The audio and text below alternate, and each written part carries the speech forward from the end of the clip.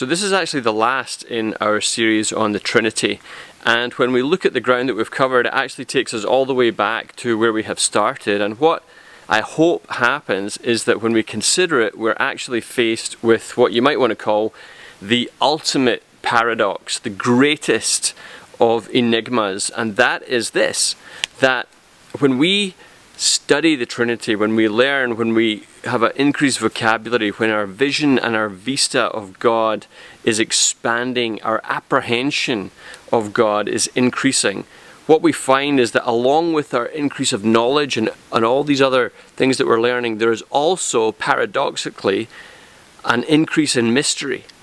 So the increase in knowledge and understanding equates to an increase in mystery. Now that's not normally how life works. Normally the more you understand about something, the less mysterious it becomes. You take the mystery out of something, the more facts that you have towards it, the more understanding you have of it. However, when we consider the life of God, this is actually totally different, and it's meant to be, because this is God we're talking about. So when we look back on the ground that we've covered, hopefully we do have a sense of increasing our knowledge and our growth and our understanding, but also an increase in the beauty and the sacred mystery that the life of God truly is for us. We look back and we've considered the aseity of God, that God is not contingent, God is of himself, really infinitely and eternally himself. That God, when we look at divine simplicity, God is not composite. There's no composer behind God that has made God to be who and what he is. We consider how the creeds and the councils of ancient times have given us some beautiful insight into the working of the life of God and how we might approach and understand and articulate God's life. We've been thinking about the filioque clause, the procession of the Spirit from the Father through the Son. We've been thinking about the high priesthood of Jesus being for us fully human and fully God in this beautiful mystery.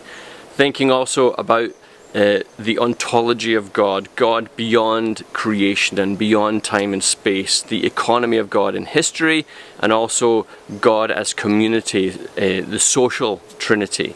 And then last week we were thinking about perichoresis, the divine dance of God's life being three distinct persons and yet one divine being. Amazing. So that really does take us all the way back to the start, where I was talking about this is the essential commentary on the Trinity, is that God truly is one being. We have one God who is our one Lord, who has one nature, one essence, one substance, one mind, one will, and yet within his oneness he is three persons. But not three persons the way you and I are persons, and we talked about that in video number 1. So all these amazing truths find us, and actually the more we learn, the more mystery there is.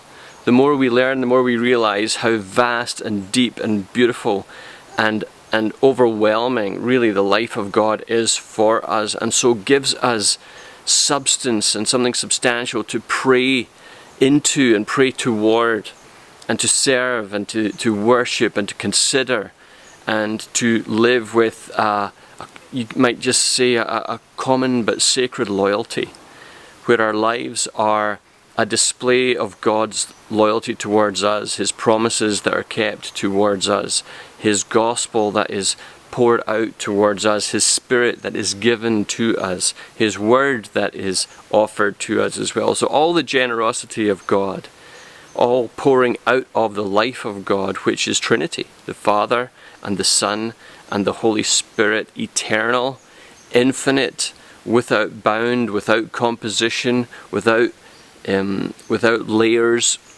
and yet one in substance, one in nature, one in being, and yet three persons. It's brilliant, it's beautiful, it is the Trinity. And so hopefully we've just begun to scratch the surface on this together, and we've been given an increased affection for, and even curiosity and hunger for more of good theology and the life of God. So bless you for keeping with us and tuning in, and if you've missed any of them, go back and review and keep growing and learning together. And what's coming next is I'm going to do a series next on Christology, on Jesus, because the Trinity is revealed to us, disclosed to us, made known and available to us through the life of Jesus. Jesus, the one who was embedded in history in a human body.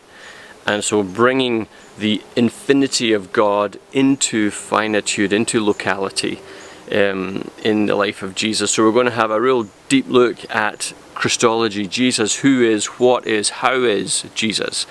And we're going to really spend some great time, and that will be a good endeavour to explore that together. So I'm going to take 1 week of a break to sort of regroup and re-gear, and then launch back into the weekly series just leaning out towards that. So bless you. If you want to forward this to friends or family that might be curious or that are interested in good theology and want to grow, then that'll be a great thing. And I think you can even subscribe on there's a YouTube channel, and so when videos come out they get popped straight to you, and there's other resources on there as well. So bless you, and thanks for your company in this journey into more good theology. Peace.